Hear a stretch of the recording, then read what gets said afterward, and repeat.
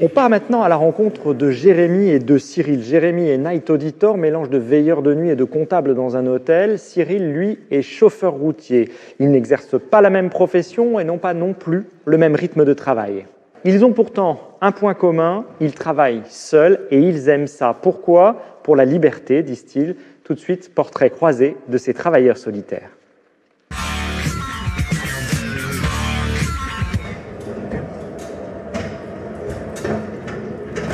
Dans cet entrepôt à Is-sur-Tille, Cyril Bouhan, chauffeur routier, entame sa journée de travail au milieu des canettes de soda. Alors là, on est en train d'effectuer le chargement pour livrer en foulée, c'est-à-dire dans la même journée, cet après-midi à 15h30 en région lyonnaise. Au même moment, à Dijon, Jérémy Bagnard, lui, se prépare à aller se coucher. Bonjour, ça va ? Bien, toi ? Ça va. Nuit calme, rien à signaler. La caisse est bonne. Voilà, pendant 8 heures cette nuit, il a été le seul maître à bord de cet hôtel de luxe.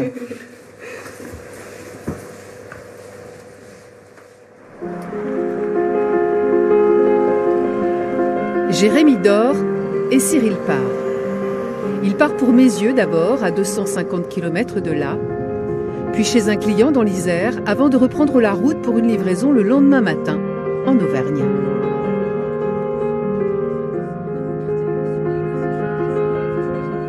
A priori, ça sera plutôt 9 heures de conduite, et avec des phases de temps de déchargement, de rechargement. Donc sur une amplitude globale, une journée totale qui peut aller jusqu'à 15 heures, dans le meilleur des cas.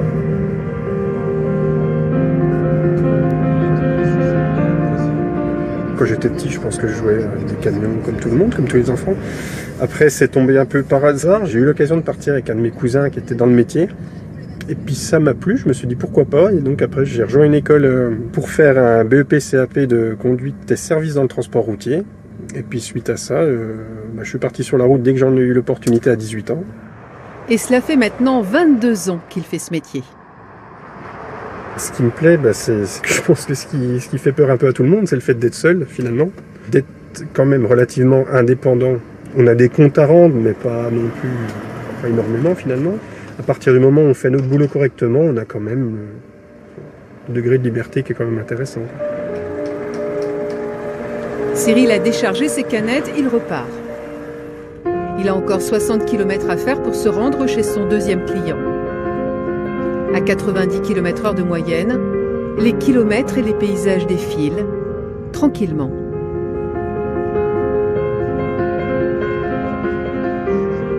Je pense que ce que j'ai voulu éviter aussi, c'est ce que je vois tous les matins quand je vois les gens qui, à la même heure, partent travailler au même moment, au même endroit.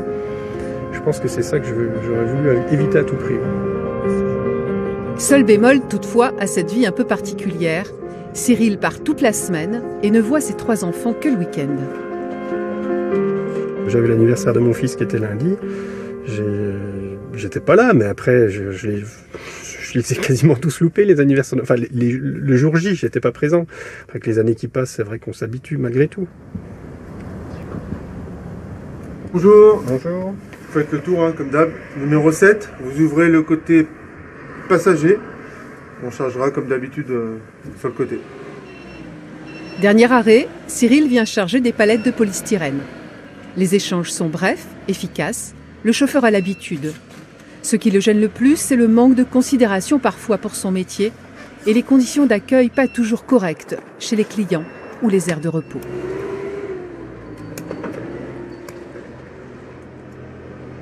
La nuit est tombée. Après encore 2 heures de route, Cyril a fini sa journée. Il entame la soirée sur l'aire de la Loire, sur l'A89. On a pu se laver, on est un parking assez sécurisé. Demain matin, on aura les sanitaires, le café, donc c'est pas si mal. Cette nuit, il va la passer seul, comme au moins 4 nuits par semaine, avec ses habitudes, dans son camion, un autre chez soi.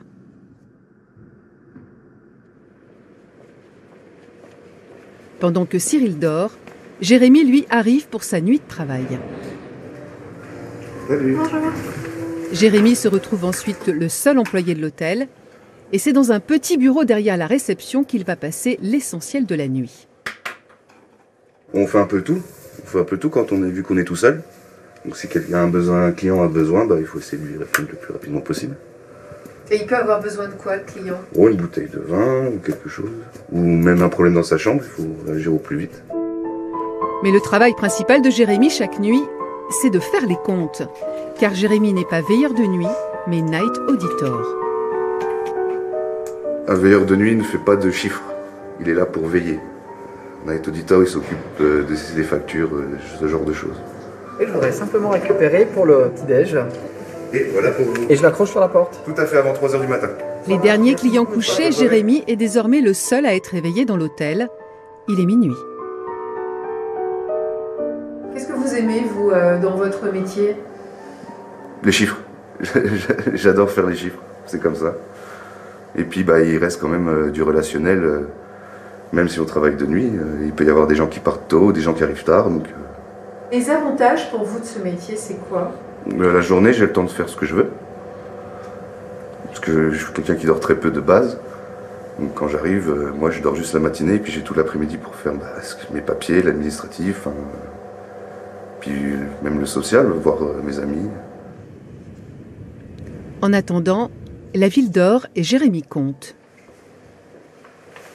Seule une sortie au milieu de la nuit, dans les couloirs de l'hôtel, va rompre cette immobilité.